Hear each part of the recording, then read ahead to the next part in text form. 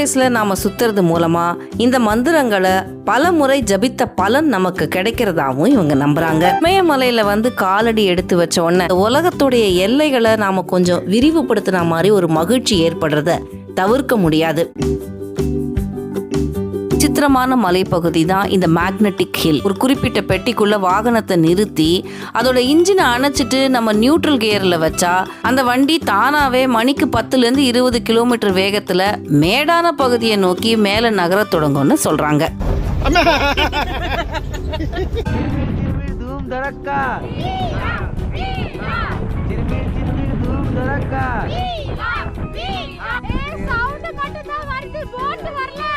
வந்துருச்சு பாருங்க, டமால் ஒன்னோட ஒன்னு இடிச்சுக்கிச்சா.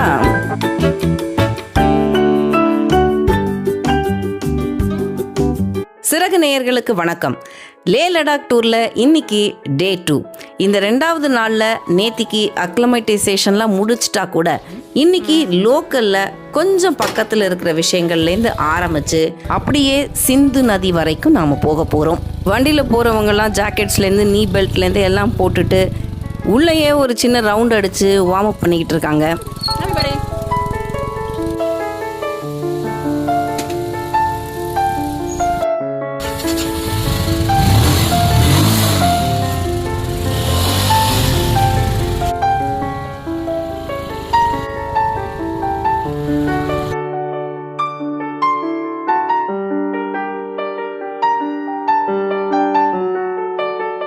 எழுந்துக்கும் போது சரி பேசாம இப்படியே படுத்துடலாம் அப்படின்னு சொல்ற அளவுக்கு பயங்கரமான தலைவலி, குளிர், ஒரு விதமான அதை எப்படி எக்ஸ்பிரஸ் பண்றதுன்னே தெரியல. இந்த ஆல்டிடியூட்ல நம்ம நிற்கும் போது சரி ஒரு நிமிஷம் யோசிச்சேன், இமயமலை அடிவாரத்துல உட்காந்துக்கிட்டு தூங்குறது சென்னையில போய் தூங்கிக்கலாம், இப்ப எந்திரிச்சு இங்க பார்த்தாதான் உண்டு அப்படின்னு எந்திரிச்சு கிளம்பி போயிட்டு இருக்கோம்.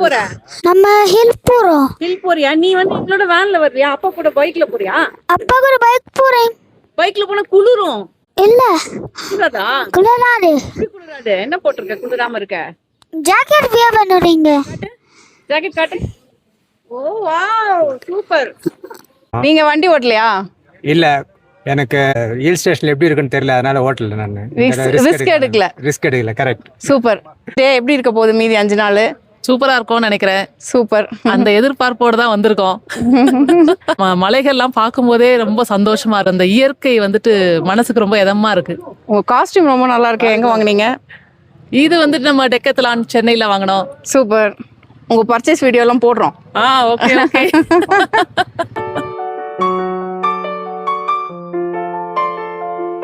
என்ன 2 பேரும் சேர்ந்து பைக்ல போறீங்களா? தனித்தனி பைக்ல போறோம். சூப்பர்.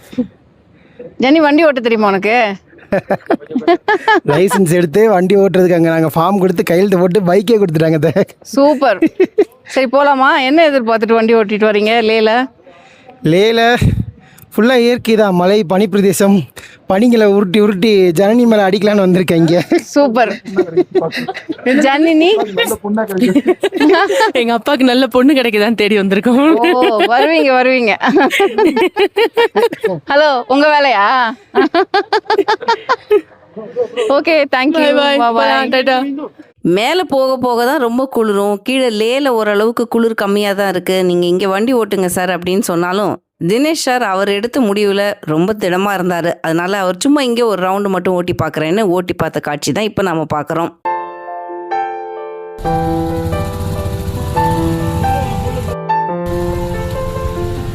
இன்னைக்கு நாங்கள் ஸ்பிட்டிக் மொனாஸ்ட்ரி அப்படிங்கிற ஒரு புத்தர் கோயிலுக்கு போக போகிறோம். என்னடா எடுத்த உடனே கோயிலுக்கு போக போகிறேன்னு ஆரம்பிச்சிட்டாங்களேன்னு நீங்கள் யோசிக்கிறதா இருந்தால் உங்களுக்கு ஒரு விஷயம் சொல்கிறேன். இந்த ஸ்பித்திக் மொனாஸ்ட்ரிக்கு மேலே போய் தான் நாம் ஒரு ஃப்ளைட் இறங்குறது எல்லா காட்சிகளும் பார்க்க போகிறோம்.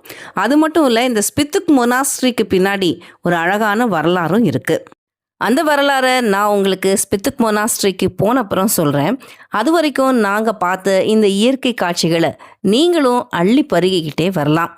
ஒரிஜினலாக டே 2ஓட பிளான் ஸ்ரீநகரை சுற்றி பார்க்கறது, அப்படியே சைட் சீயிங் முடிச்சுட்டு இந்த ஸ்பித்துக் மொனாஸ்ட்ரி போயிட்டு அப்புறம் குருத்வாரா பத்தார் சாஹிப் போயிட்டு அப்படியே மேக்னட்டிக் ஹில்லை கவர் பண்ணிவிட்டு சங்கம் பாயிண்ட்டுக்கு போயிட்டு சாயந்தரம் வந்து லே மார்க்கெட்டில் ஷாப்பிங் பண்ணிவிட்டு சாந்தி ஸ்தூபா பார்த்துட்டு லேல தங்கிறது. இதுதான் டே 2ஓட எங்களுடைய ஒரிஜினல் பிளானாக இருந்தது. ஆனால் நாங்கள் கிளம்பவே ரொம்ப நேரம் ஆயிட்டதுனால இந்த ஸ்பித்துக் மொனாஸ்ட்ரியை கூட ஸ்கிப் பண்ணிடலான்னு எங்கள் கைட் சொன்னார். நல்ல வேளை நாங்கள் போகலான்னு ஒரே மூச்சாக போயிட்டோம். அதர்வைஸ் ரொம்ப அழகான இந்த இடத்த நாங்கள் மிஸ் பண்ணியிருந்திருப்போம். ஆனால் எப்படி இருந்தாலும் இன்னைக்கு பிளானில் இருந்த சாந்தி ஸ்தூபா, லே மார்க்கெட் ஷாப்பிங் அதெல்லாம் இந்த நாளில் கவர் பண்ண முடியல.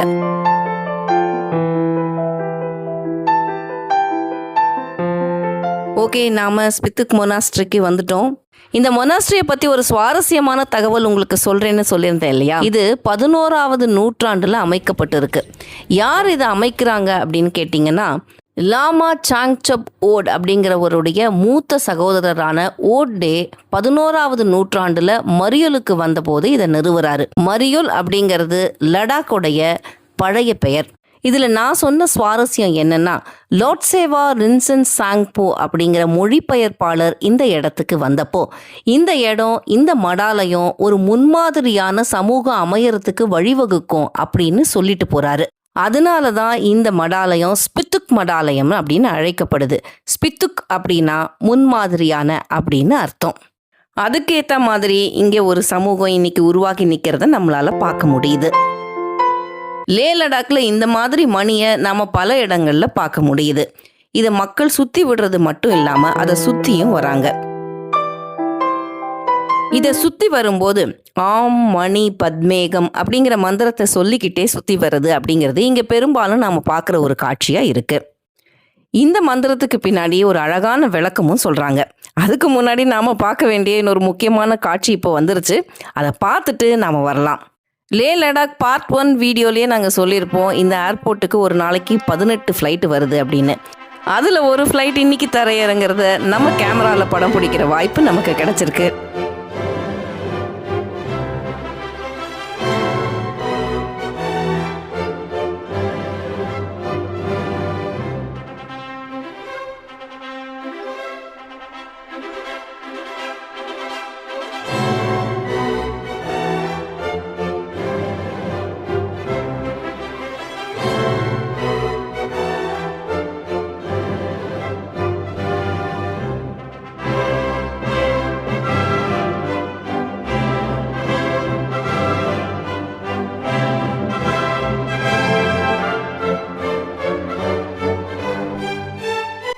அதே லேண்டிங்கை கொஞ்சம் வைடர் ஷாட்லேயும் உங்களுக்கு காட்டலான்னு இந்த வீடியோவை அட்டாச் பண்ணியிருக்கோம்.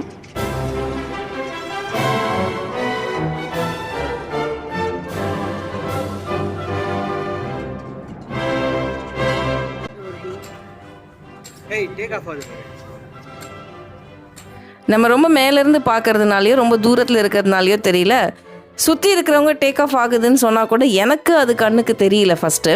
அதுக்கப்புறம் கொஞ்சம் நேரம் கழித்து தான் அது டேக் ஆஃப் ஆகி முன்னுக்கு வரதை என்னால் பார்க்க முடிஞ்சுது. உங்களுக்கு அது தெரியுதா? நீங்கள் இந்த வீடியோவில் பார்த்துட்டு சொல்லுங்கள். இதோ இப்போ தான் அங்கே தூரக்க அது மேலே எழும்புறதை என்னால் பார்க்க முடியுது.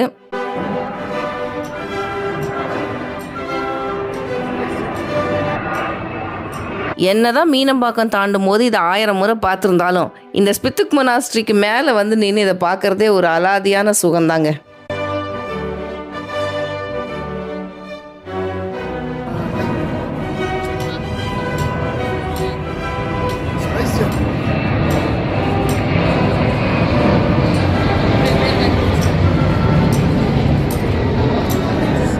பொதுவாக எல்லா கோயில்கள்லையும் கடைப்பிடிக்கிற மாதிரி இந்த கோயில்கள்லையும் குட்டையான ஆடைகள் அனுமதிக்கப்படுறதில்ல. இந்த ஃப்ளைட் டேக் ஆஃப்லாம் பார்க்கறதுக்கு முன்னாடி இந்த மணியை சுற்றுறதை பற்றி பார்த்துக்கிட்டு இருந்தோம் இல்லையா?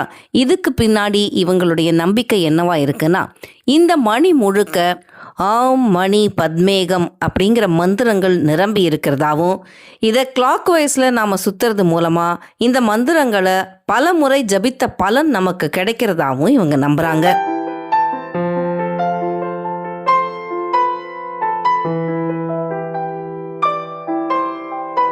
லடாக் வரைக்கும் வந்துட்டு இவ்வளவு அருமையான மந்திரத்துடைய அர்த்தத்தை உங்களுக்கு சொல்லாமல் போக முடியுமா? ஆவும் அப்படின்னு சொல்கிறது ஓம்னு நாம் சொல்கிறோம் இல்லையா, கிட்டத்தட்ட அதுதான். ஆனால் அதுக்கு அவங்க என்ன பொருள் சொல்கிறாங்கன்னா, மனிதன் அப்படிங்கிறவன் உடம்பு, மனசு, அவனுடைய வார்த்தை இது எல்லாமே நன்மையும் தீமையும் சேர்ந்ததாக இருக்குது. அப்புறம் இவங்க மணின்னு சொல்கிறது நகையை குறிக்குது, ஜுவல். எதை இவங்க நகைன்னு சொல்கிறாங்கன்னா, அன்பு, இரக்கம், கருணை இதெல்லாம் சேர்ந்து பரோபகார குணமாக இருக்கிறத ஒரு மனிதனுடைய நகையாக இவங்க சொல்கிறாங்க. பத்மங்கிறது தாமரை. எப்படி சேற்றில் விளைஞ்சாலும் தாமரை தன்னுடைய குணம் மாறாமல் மலர்ந்து வருதோ அப்படி அதை அறிவுக்கு நிகராக குறிப்பிடுறாங்க. இப்படி பரோபகாரமும் அறிவும் விஸ்டமும் ஒன்று சேரும்போது தங்கிட்ட இருக்கிற கெட்டதையும் நல்லதா மாத்திக்கிற வாய்ப்பு மனிதனுக்கு கிடைக்குது அப்படிங்கிறது தான் இந்த மந்திரத்துடைய உட்பொருள். இப்படி இமயமலையில் வந்து காலடி எடுத்து வச்ச உடனே நாம் நமக்குன்னு ஒரு உலகத்தை வச்சுருப்போம்ல, அந்த உலகத்துடைய எல்லைகளை நாம் கொஞ்சம் விரிவுபடுத்தின மாதிரி ஒரு மகிழ்ச்சி ஏற்படுறத தவிர்க்க முடியாது. அதே மாதிரி இந்த இடத்துல வந்து ஒரு புது புது அனுபவங்களை தேடுற ஆர்வம் தன்னால் நமக்குள்ள வரதையும் நம்மளால தவிர்க்க முடியாது. நாங்கள் லடாக்கில் வந்து பார்த்த முதல் இடம் இந்த ஸ்பித்துக் மொனாஸ்ட்ரி.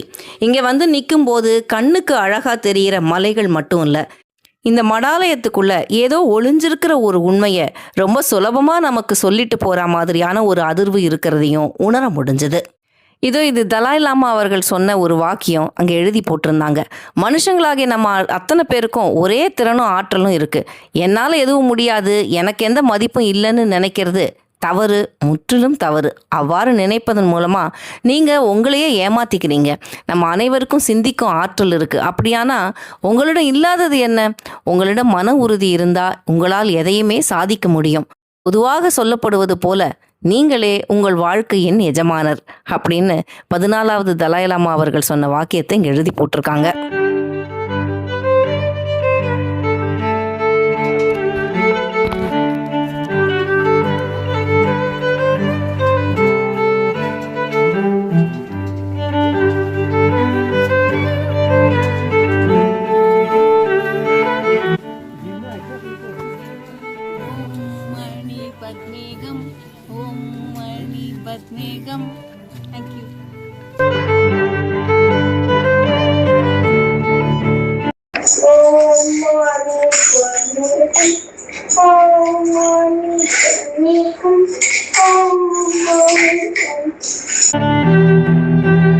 இது யாருடைய வாய்ஸ்ன்னு தானே பார்க்குறீங்க?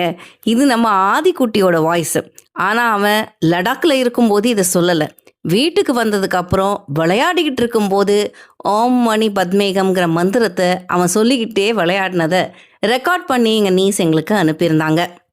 இந்த வயசில் அவங்களுக்கு நாம் என்ன சொல்கிறோமோ அது பசுமரத்தாணி மாதிரி அவங்க மனசில் பதியுங்கிறது எவ்வளவு சரியாக இருக்குல்ல?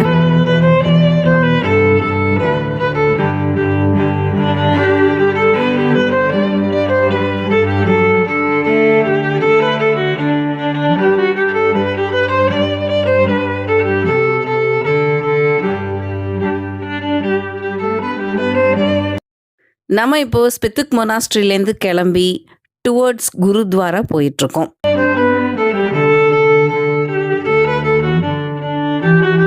உங்களுக்கு இப்போ இந்த வீடியோவை பைக்கோட பில்லியனில் உட்காந்து நான் எடுத்துட்டு இருக்கேன். உண்மையிலேயே பைக்கில் உட்காந்து இந்த மலைகளுக்கு நடுவில் இந்த ரோடு போகிறத பார்க்கும்போது அப்படியே எங்கேயோ முடிவில்லா தூரத்துக்கு நம்மளை கூட்டிகிட்டு போகிற மாதிரி இருக்குது.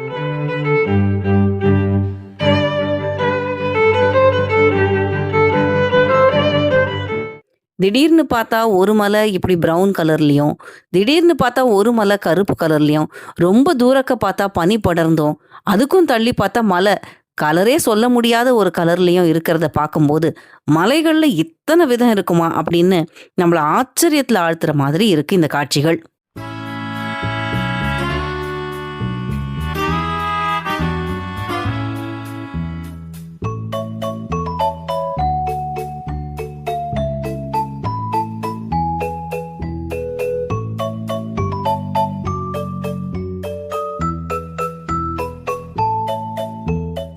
இப்போ நாங்கள் போயிட்டுருக்கிற இந்த இடத்துல இந்த நேரத்தில் ஒரு 13 டிகிரி டெம்பரேச்சர் இருக்கும். நாங்கள் வரும்போதும் இதே மாதிரி டெம்பரேச்சர் இருந்தால் இந்த நாள் இன்னும் முழுமையாக என்ஜாய் பண்ணுற மாதிரி இருந்திருக்கும். ஆனால் நாங்கள் வரும்போது கொஞ்சம் லைட்டாக மழையில் மாட்டிக்கிட்டோம்.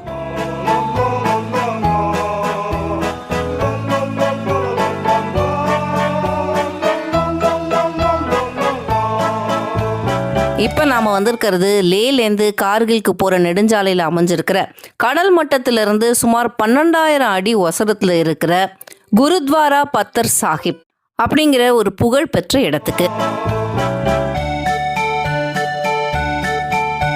நான் லே லடாக் பார்க்கறதுக்கு தான் வந்தேன். லே லடாக் உங்களுக்கு சுற்றி காட்டுறது தான் என்னுடைய ஆசை. ஆனால் தெரிஞ்சா தெரியாமல நம்ம வந்தாலே கோயிலுக்கு கூப்பிட்டு வந்துடுறாங்க. முதல்ல நம்ம மொனாஸ்ட்ரி போயிட்டு வந்தோம். இப்போ நம்ம வந்திருக்கிறது குருத்வாரா. சீக்கிய மதத்தோட தோற்றுவிப்பாளரான குருநானக் தேவ்ஜி பற்றி நம்ம கேள்விப்பட்டிருக்கோம். அவரோட நினைவா 1517ஆம் ஆண்டு இந்த வரலாற்று சிறப்புமிக்க தலம் கட்டப்பட்டிருக்கு. இந்த இடத்துக்கான ஒரு முக்கியமான உள்ளூர் கதை இருக்கு. குருநானக் அவர்கள் தியானத்துல இருந்தபோது ஒரு அரக்கன் என்ன பண்றான், அவரை அழிக்க நினைச்சு ஒரு பெரிய பாறையை மலை மேல இருந்து உருட்டி விடுறான்.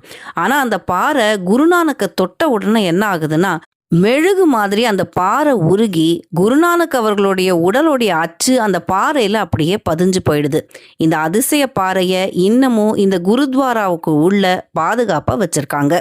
அதனால தான் இந்த இடத்துக்கு குருத்வாரா பத்தர் சாஹிப்னு பேரு. பத்தர்னா பாறை, கல் அப்படின்னு பொருள். இந்த புனித தலம் இந்திய இராணுவத்தினரால தூய்மையாகவும் பக்தியோடவும் பராமரிக்கப்பட்டுட்டு வருது. எவ்வளவு தூரம் வண்டி ஓட்டிட்டு வந்ததுக்கு அப்புறம் ஒரு அருமையான டீயும் கொஞ்சம் பிஸ்கட்ஸும் சாப்பிட்டா எப்படி இருக்கும்? அதுவும் இப்படி மலைகள் சூழ ஒரு இடத்துல உட்காந்து சாப்பிடும்போது எப்பேற்பட்ட அனுபவம் அது.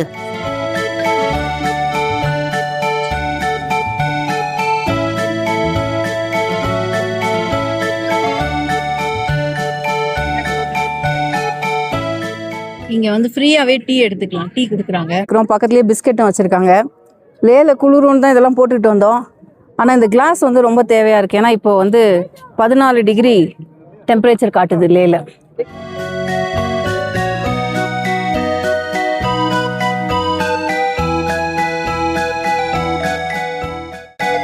நாம ஸ்பித்துக் மொனாஸ்ட்ரிலேருந்து கிட்டத்தட்ட 17 கிலோமீட்டர் கடந்து வந்த இடத்துல குருத்வாரா பார்த்தோம். இப்போ குருத்வாராலேருந்து கிட்டத்தட்ட 10 கிலோமீட்டர் தூரத்தில் நாம் போக போகிற இடம் சங்கம் பாயிண்ட்.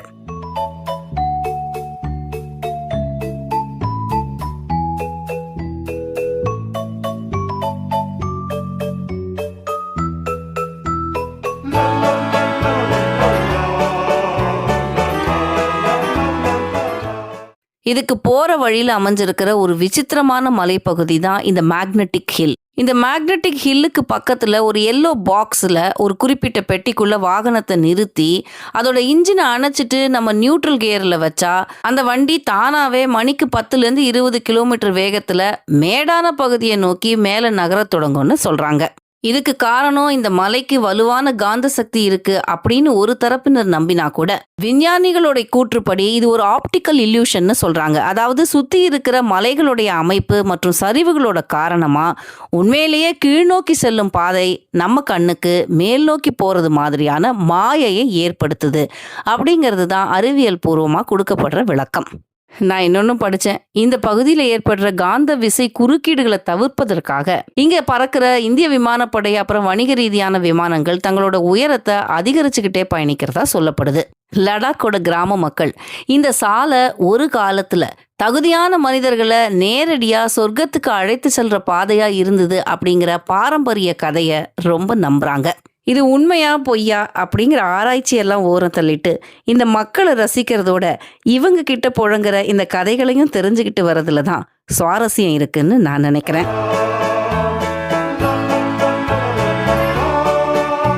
நீங்க அப்படியே அந்த பக்கம் கொஞ்சம் எட்டி பார்த்தா உள்ள ஒரு நதி பாஞ்சிட்டு இருக்கிறது உங்க கண்ணுக்கு தெரியுதா? நம்ம நாட்டுக்கு இந்தியா, ஹிந்துஸ்தான் அப்படின்னு பேர் வந்ததுக்கும் இப்ப நாம பார்க்க போயிட்டு இருக்கிற இந்த சிந்து நதிக்கும் சம்பந்தம் இருக்கு. உங்களுக்கு தெரியும்ல.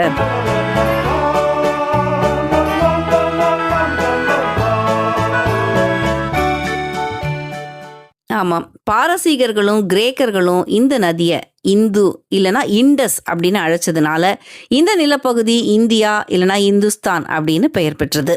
சிந்து சமவெளி நாகரிகத்துக்கு அடிப்படையான இந்த சிந்து நதியும் அதோட துணை நதியான சன்ஸ்காரம் இணையிற இந்த சங்கம் பகுதி பல நூற்றாண்டுகளா திபெத், சீனா மற்றும் மத்திய ஆசிய நாடுகளுக்கு இடையே வணிகர்கள், பௌத்த துறவிகள் அப்புறம் இராணுவங்கள் பயணித்த ஒரு வரலாற்று முக்கியத்துவம் வாய்ந்த வர்த்தக பாதையா திகழ்ந்திருக்கு. இதுக்கு சில்க் ரூட் அப்படின்னு பேர் சொல்றாங்க.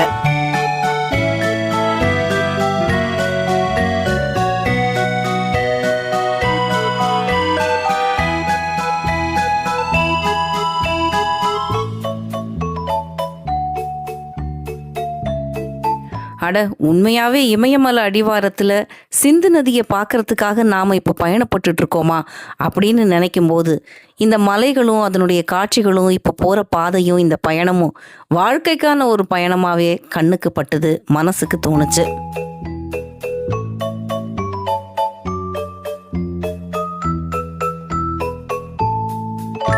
லடாக்கோட பழமையான பௌத்த கலாச்சாரமும் இமயமலையோடைய ஆற்றலும் இந்த சங்கமத்தில் இணையறதா உள்ளூர் மக்கள் ரொம்ப ஆழமாக நம்புறாங்க. இங்க இருக்கிற புனித நீர் ஆன்மாவை தூய்மைப்படுத்துங்கிற நம்பிக்கையில பண்டைய கால துறவிகள் தங்களோட பயணங்களின் போது இங்க சிறிய சடங்குகளை செஞ்சு வழிபட்டு இருக்கிறதாவும் சொல்றாங்க.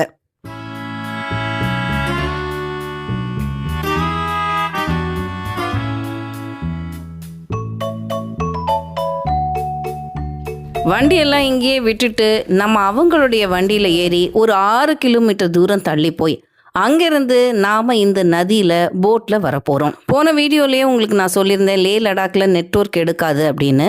ஒரே ஒரு நெட்வொர்க் மட்டும் இங்கே எடுக்குது. ஏர்டெல் போஸ்ட்பெய்ட் மட்டும் லே லடாக்கில் நமக்கு எந்த விதமான பிரச்சனையும் இல்லாமல் சிக்னல் நல்லா கிடைக்குது. அப்புறம் நாங்கள் இப்போ ஒரு 6 கிலோமீட்டர் போக போகிறோம்னு சொன்னேன் இல்லையா, இதுலேயே 2-3 ஆப்ஷன் வச்சுருக்காங்க. இந்த 6 கிலோமீட்டருங்கிறது நம்ம மெதுவாக போயிட்டு அழகாக அப்படியே படகு சவாரி பண்ணிட்டு வருது. இதுக்கப்புறம் ஒரு 15 கிலோமீட்டர்னு ஒன்று வச்சுருக்காங்க. அதையும் தாண்டி அட்வென்ச்சரஸ் ட்ரிப் அப்படின்னு ஒன்று வச்சுருக்காங்க. நாங்கள் ஒரிஜினலாக ரிவர் ராஃப்டிங்கே எங்கள் பிளானில் வச்சுருக்கல. சரி, இவ்வளோ தூரம் வந்துட்டு சிந்து நதி பேரெல்லாம் கேட்ட உடனே அதில் சவாரி பண்ணாமல் எப்படின்னு தான் இதில் இறங்கினோம். அதனால நாங்கள் 6 கிலோமீட்டரை ஆஃப் பண்ணிக்கிட்டோம்.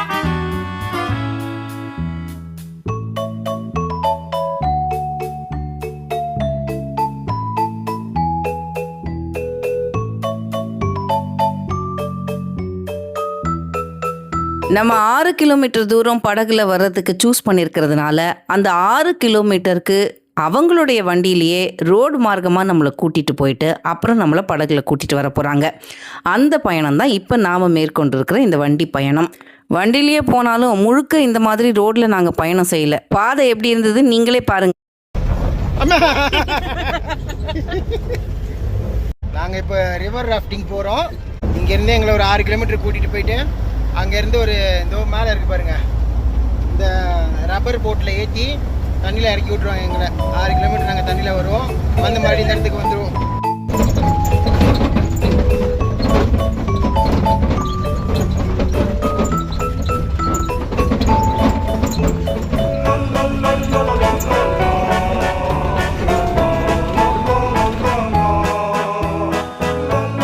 நம்ம ஜிப் லைன்லேயும் போகலாம். அந்த வசதியும் லடாக்கில் வச்சுருக்காங்க. லடாக் சங்கம் ஜிப் லைன்.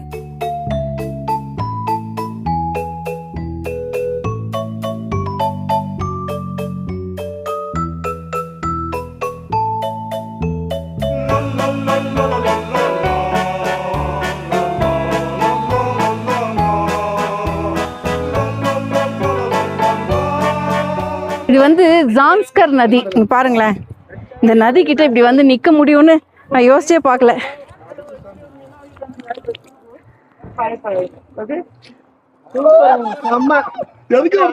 இந்த ஜான்ஸ்கர் நதி வந்து சிந்து நதியோட சேர்ற இடம் தான் நம்ம இதுக்கு முன்னாடி பார்த்த அந்த சங்கமம். இப்ப நம்ம இந்த ஜான்ஸ்கர் நதியில போட்டிங் போக போறோம். வண்டியிலேயே எடுத்துட்டு வந்து இந்த போட் இப்படி இறக்கி வச்சிருக்காங்க. இதுல இப்ப நம்ம ஏறி போக போறோம். துடுப்பு எல்லாரும் கொடுத்துருக்காங்க. நாங்க ஆளுக்கு ஒரு துடுப்பு. துடுப்பு போடணுமா? ஆமா, அதான் சொல்லலையே. ஓ, இந்த போட்டை ஓட்டுறவங்க துடுப்பு போட்டு நம்மள உட்கார வச்சு கூட்டிட்டு போவாங்கங்கிற ஒரு நினைப்புல நான் இறங்கிட்டேன். அப்புறம் பார்த்தா நாமளே துடுப்பு போடணுன்னொன்னே கொஞ்சம் மனசுக்குள்ள அல்லு இல்லை.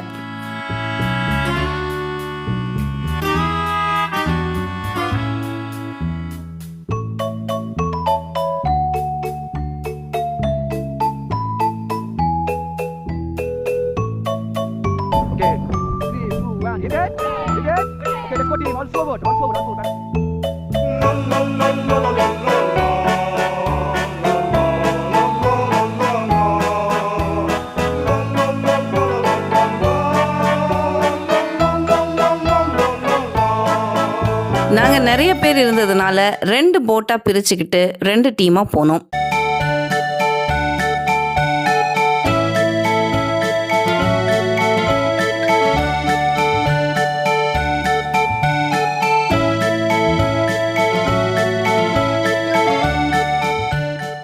நாம் எத்தனை கிலோமீட்டருக்கான போட்டிங் சவாரி எடுக்கிறோமோ அதுக்கான பேமெண்ட்டை நம்ம அங்கே கவுண்டர்லேயே பண்ணிட்டு வந்துடுறோம்.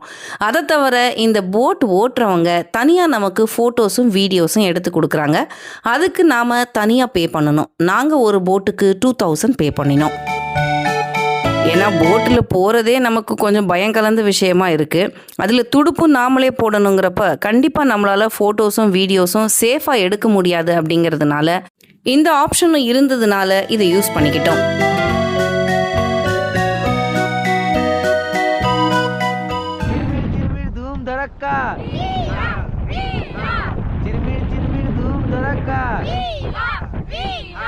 இந்த போட் ஓட்டுறதுக்கு வரவங்க பெரும்பாலும் திபெத்தியர்களாக இருக்காங்க. வர டூரிஸ்ட்டுகளோட பேசி பேசி இவங்களால ஓரளவுக்கு ஆங்கிலத்தை மேனேஜ் பண்ண முடியுது. அதை தவிர நமக்கும் அவங்களுக்குமான காமன் மொழி வேற எதுவும் நம்ம கண்டுபிடிக்க முடியல.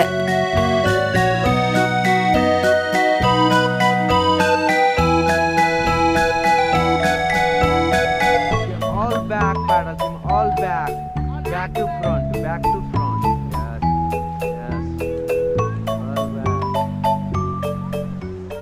இப்போ இவர் சொன்ன மாதிரி நம்ம துடுப்பை பின்னாடியிலேருந்து முன்னாடி தள்ளணும், முன்னாடியிலேருந்து பின்னாடி தள்ளணுங்கிறதெல்லாம் back to front, front to back, இதெல்லாம் அவங்க தெளிவாக சொல்ல பழகியிருக்காங்க. மற்றபடி பெருசாக நம்ம ஆங்கில சென்டென்ஸ் பேசினா அவங்களால அதை புரிஞ்சு ஃபாலோ பண்ணுறது கஷ்டமாக இருக்குது. 2 போட்டு போனால் அப்புறம் அந்த போட்டுக்கும் இந்த போட்டுக்கும் போட்டி வராமல் இருக்குமா?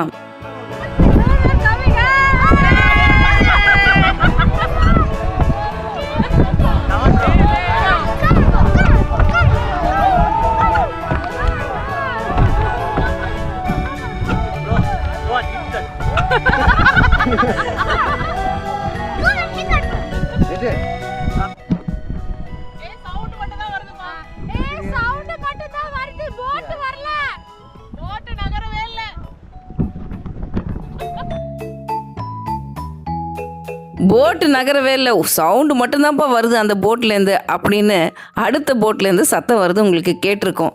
போட்டு எப்படி நகரும்? இங்கே தான் நாங்கள் ரொம்ப சீரியஸாக போஸ் கொடுத்து ஃபோட்டோ எடுத்துக்கிட்டு இருக்கோமே. ரொம்ப யோசனையோடு நாங்கள் இந்த படகுல ஏறினாலும் இந்த படகு சவாரி வாழ்க்கையோட ஒரு மறக்க முடியாத சவாரியாக இருந்தது அப்படிங்கிறது தான் உண்மை.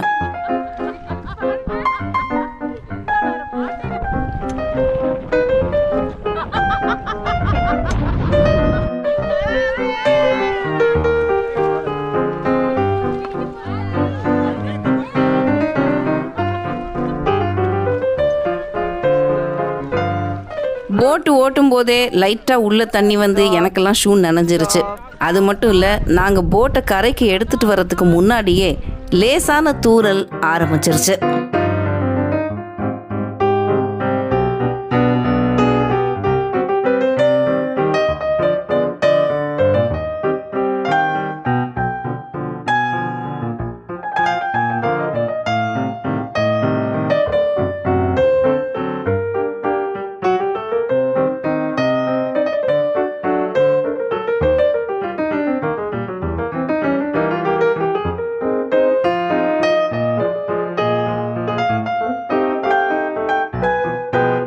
நாங்கள் கரையை நெருங்கிக்கிட்டு இருக்கோம். ரொம்ப நேரமாக ஆதி ஹிட் த போட் அப்படின்னு சொல்லிகிட்டே இருந்தான். கரையை நெருங்கும் போது பார்த்தா 2 போட்டும் கரெக்டாக வந்து ஒன்னோட ஒன்று இடிச்சுக்கிற மாதிரி நின்றுச்சு.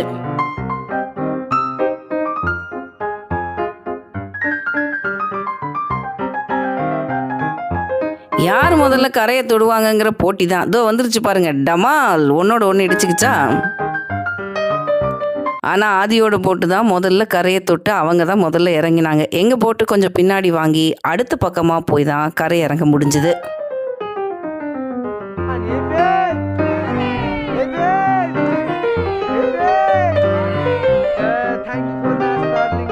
இந்த 2 நதியும் இணையிற இடத்துல ரொம்ப அருமையாக அந்த கலர் வேரியேஷன் அப்படிங்கிறத பார்க்கும்போது வாழ்க்கையில் ஏதேதோ நமக்கு தெரியாத விஷயங்கள், புரியாத விஷயங்கள் இன்னும் இருந்துக்கிட்டே இருக்கு அப்படின்னு மனசுக்கு தோணாமல் இருக்காது.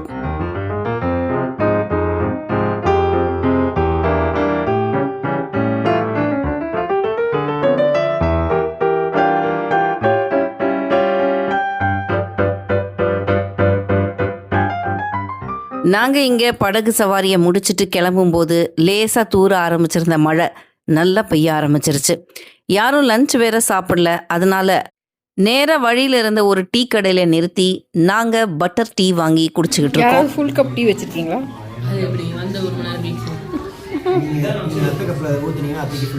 வந்த உடனே இருந்த பசியில் கடகடன்னு டீ வந்த உடனே குடிச்சாச்சு. அப்புறம் தான் ஞாபகம் வந்தது, டீயை நம்ம வீடியோ எடுக்கலையேன்னு. யாராவது ஃபுல் கப் டீ வச்சுருக்கீங்களா அப்படின்னு நான் கேட்டதுக்கு தான், உன் கப்பில் இருந்த டீயை அத்தை கப்பில் சேர்த்துருன்னு மாப்பிள்ளை என் பொண்ணுக்கு ஐடியா கொடுத்துட்ருக்காரு. போட்டில் போகும்போது என்னுடைய ஷூ நனைஞ்சிருச்சுன்னு நான் சொன்னேன் இல்லையா, ஷூக்குள்ளே இருக்கிற சாக்ஸு நனைஞ்சதுனால ரொம்ப குளிர ஆரம்பிச்சிருச்சு. இப்போ நாங்கள் சாப்பிட்டுட்ருக்கோமே, இந்த டீ கடைக்கு பக்கத்தில் ஒரு ஷூ கடை இருந்தது. அங்கே போய் எக்ஸ்ட்ரா சாக்ஸும் எனக்கு பொண்ணு வாங்கிட்டு வந்து கொடுத்தா. இந்த டீ கடையில் பாருங்கள், நிறைய யூடியூபோட சிம்பிள்ஸை இங்கே கொண்டு வந்து நினைவாக ஒட்டிட்டு போயிருக்காங்க பல பேர். எவ்வளோ தூரம் வந்துட்டு போகிறதுங்கிறது பல பேருக்கும் ஒரு மைல் ஸ்டோன் தானே. எல்லாரும் ரைடர்ஸ் ஜாக்கெட் போட்டாலும் நான் டிஷர்ட்டோட தான் ஓட்டுவேன் அப்படின்னு ஓட்டிட்டு வந்த அர்ஜுனையும் ரெயின் கோட் போட வச்சிருச்சு இந்த மழை. கொட்டுற மழையில் நாங்கள் வண்டி ஓட்டுறோம் பாருங்கன்னு அந்த மழையிலையும் நின்று ஃபோட்டோ எடுத்துகிட்டு தான் கிளம்பினோம் அந்த டீ கடை வாசல்லேருந்து. ஆனால் என்ன, அது வரைக்கும் பில்லியனில் உட்காந்துருந்த என்ன, நீ காருக்கு போ, மழை பெய்யுது, நினைஞ்சா தாங்க மாட்டேன்னு உள்ளே தள்ளி விட்டுட்டாங்க. மழையில் நினைஞ்சிக்கிட்டே வரும்போது ஹெல்மெட்டில் கொஞ்சம் விஷன் சரியாக தெரியாததுனால ஓட்டுறதுக்கு ரொம்ப ஸ்ட்ரகிள் பண்ணதாகவும், கொஞ்சம் பனிமூட்டமும் மழையும் சேர்ந்து இருந்ததுனால ரோட்டை சரியாக பார்த்து ஓட்ட முடியல அப்படின்னு ரூமுக்கு வந்ததுக்கப்புறம் என் ஹஸ்பண்ட் சொன்னார். நசன்னு மழையில் நினைஞ்சதுனாலையும் இந்த மாதிரி ஒரு எக்ஸ்பீரியன்ஸ்னாலையும் லேட் ஆனாலும் கொஞ்சம் லே மார்க்கெட்டை எட்டி பார்த்துட்டு வந்துடலாம் அப்படின்னு நாங்கள் கூப்பிட்டோம். இல்லை வரல அப்படின்னு சொல்லிட்டாரு. அதனால நாங்கள் மார்க்கெட் அன்றைக்கி நைட்டு போல, ஆனால் ஜனனி பிரியாலாம் போயிட்டு வந்தாங்க. சரி, இதோட டே 2 முடியுது. இப்போ நீங்கள் பார்த்துட்டு இருக்கிறது நாளைக்கான காட்சிகளுடைய ஒரு சின்ன தொகுப்பு. வழி முழுக்க லேண்ட்ஸ்லைடிங்கும் இந்த மாதிரி தண்ணி நிறைய ஓடி வர்றதுனால, ரோட்ல நிறைய பள்ளங்கள் இருக்கிறதுனால பைக்கர்ஸுக்கு நிறைய இடையூறு ஏற்படுறதையும் அங்கங்கே பார்த்துக்கிட்டே போனோம்.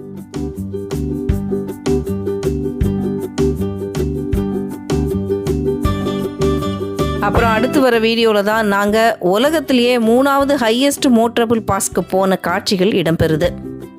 இது எதையோ சாதிச்ச ஒரு உணர்வா, இல்லை நாம் ரொம்ப நாள் ஆசைப்பட்ட ஒரு விஷயத்தில் ஒரு இடத்துல வந்து நாம் நிற்கிறோமே அந்த ஒரு உணர்வா என்னன்னே சொல்ல தெரியாது. ஆனால் இந்த மகிழ்ச்சிக்கு எதுவுமே ஈடு இணை கிடையாது. ஸோ நாளைக்கு எபிசோடில் நாம் இந்த சாங்லா பாஸ், அப்புறம் ரொம்ப முக்கியமாக இந்த பேங்காங் லேக் எல்லாமே பார்க்க போகிறோம். கரண்ட்டே இல்லாத இந்த பேங்காங் லேக்கில் நாங்கள் எப்படி தங்கினோம், என்ன எக்ஸ்பீரியன்ஸ் எல்லாமே அடுத்த வீடியோவில் சொல்கிறேன்.